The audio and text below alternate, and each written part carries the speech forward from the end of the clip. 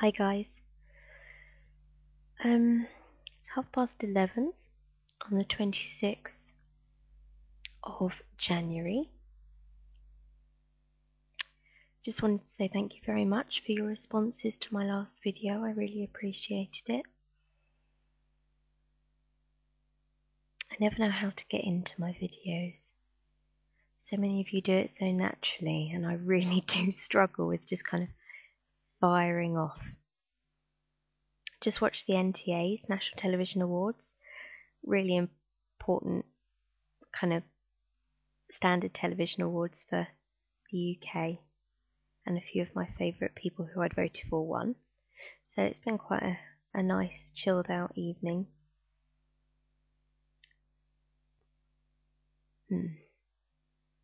What I came on to talk about was my course, and I know I moan about university. I know everyone moans about university,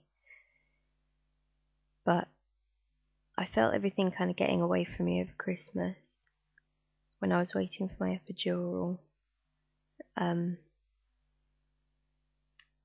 My pain was through the roof, and I wasn't sleeping. I was sleeping about 3 or 4 hours a night over the holidays. And I emailed my advisor and I asked for an extension on one of my assignments. And she said, yeah, that's fine. Went to the doctor to get a doctor's note, and he wrote to my department saying that I wasn't coping and he thinks I'm pushing myself too hard. And I only found this out today because I read it over my advisor's shoulder. And my advisor has asked me to consider taking a year out because this term is half my degree class because it's my master's project. So although all of last term's work was really good because it doesn't equate to half of the year or even a third of my half of a third of my degree, that she doesn't think it's worth me mucking up my exams. I don't agree. I would much prefer to finish my degree and delay my pre-reg year if I can, or do it over 2 years instead of 1 year, which would be a big financial blow and a big blow in terms of getting a job afterwards, because you do it over 18 months, which means that when you finish, you're out of sync with the job releases for the Band 6 hospital positions, because they're all released to coincide with people finishing their pre-reg after 1 year.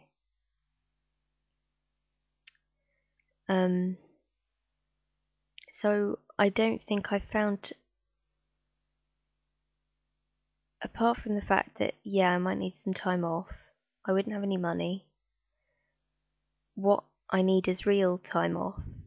So I'm not really going to go and get a different job while I'm so close to qualifying for what I could do part-time. But also, failing my exams is not really an option. You're not allowed to retake 4th year because it's the master's year, and it's thought that if you don't, you can retake your exams, of course, in the summer, and then you're out of sync again with your pre-reg.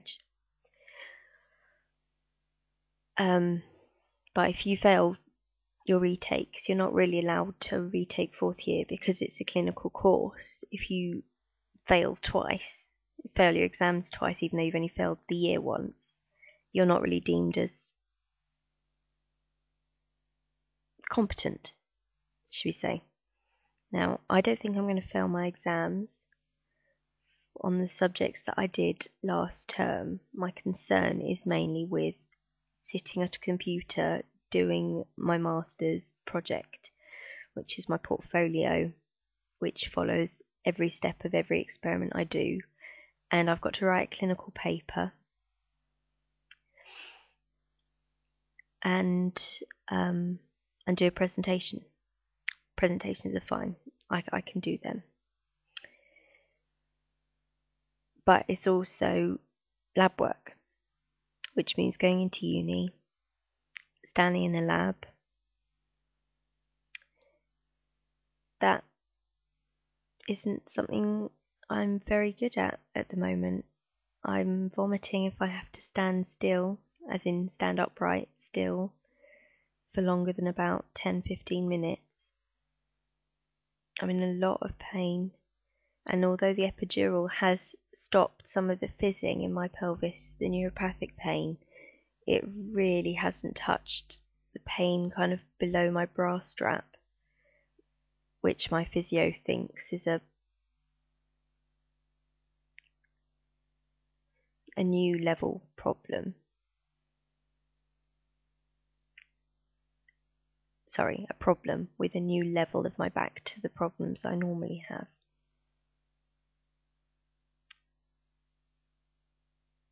Obviously, she's not clinically trained. Sorry, did I say a physio? I can't remember. No, I meant the lady who does my massages.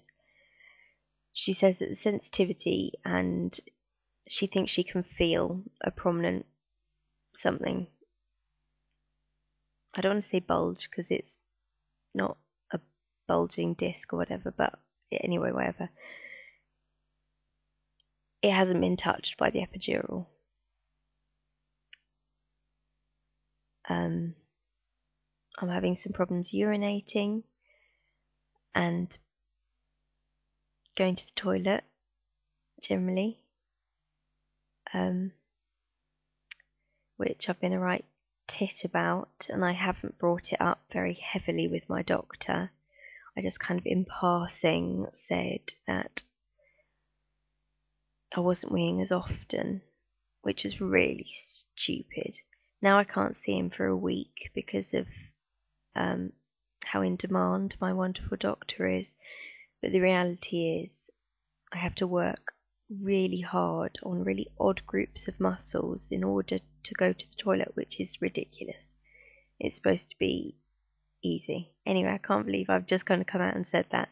But what I need to do is come out and say that to my effing doctor. I'm a moron, I know. I'm a freaking health professional, and I still get embarrassed about talking about that kind of thing. It's stupid. And the more I think about things, the more guilty I feel, the more cross I feel, the more frustrated I feel, and I just don't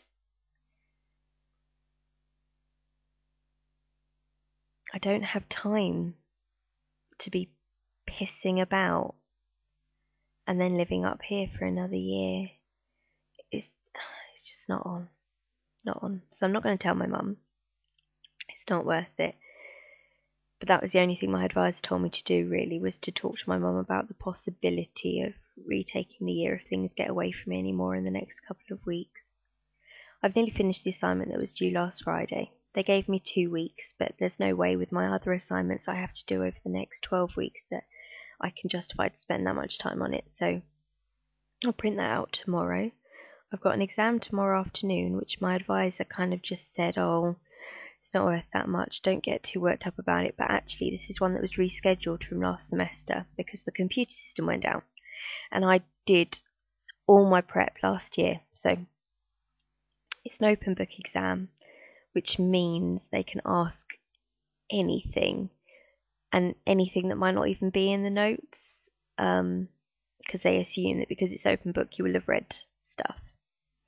It's on mental health. So I've read my my medicines information leaflet for my fluoxetine and all the interactions and things. So if fluoxetine or any of the SSRIs come up, I will be an expert because I'm now on antidepressants, not just tricyclics for the neuropathic pain. They've given up on those. They didn't think they worked. So they've upped my gabapentin and shoved me on an SSRI. Thing is, I can't tell whether I'm dealing with my pain badly because moods have got really low or whether my pain is worse. But I would say on average, actually, I don't know if you can do this. You see my background page? Oh, it was there for a second and now it's gone.